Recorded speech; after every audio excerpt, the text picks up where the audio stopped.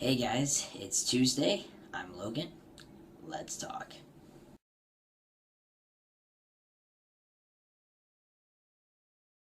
Alright, so first and foremost, let me apologize for any barking that you may hear in the background. Alright, now that that's out of the way, this week we all sent each other anonymous questions, and the deal was we weren't supposed to read them until we went to record the video so that our answers wouldn't be scripted and or well thought out. I guess I'm not really sure. I don't think anybody waited until they recorded the video. I know I didn't. I did look them over, but I didn't put much thought into them. So my answers are pretty much what you're getting now. Alright, so I'm going to go ahead and answer the questions for you. I'll tell you the question, obviously, before I tell you my answer. Alright, so I've got them written down. Alright, my first question is, what emoji best describes your personality?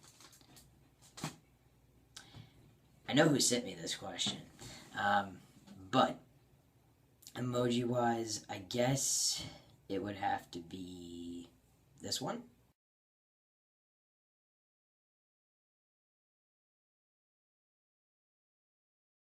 Second question.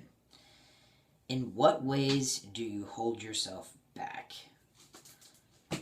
I guess probably just saying what I'm really feeling instead of sugarcoating it. Question number 3.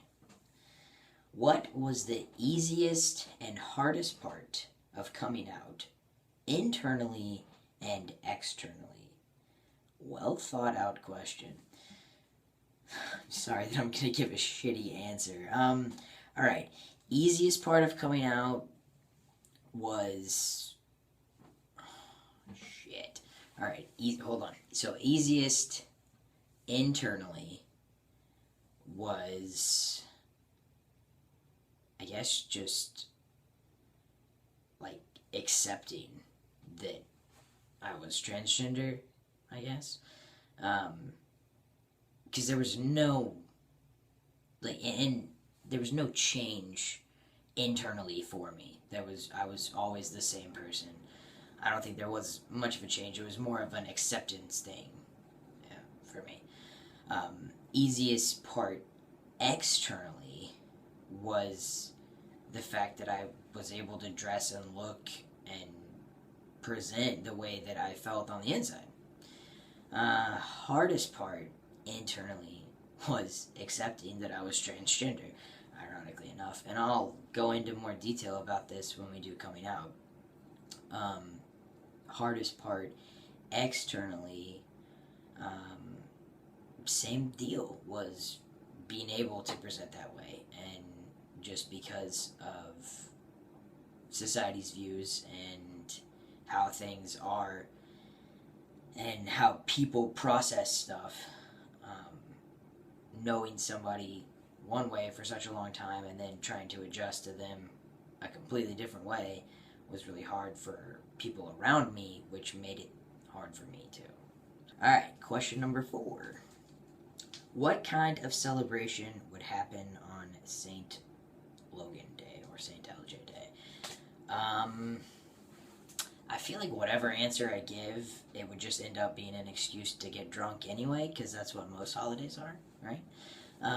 So I don't think it would really matter, but theoretically, if there was a day celebrating me, I think that I would make it mandatory that everybody hug a puppy.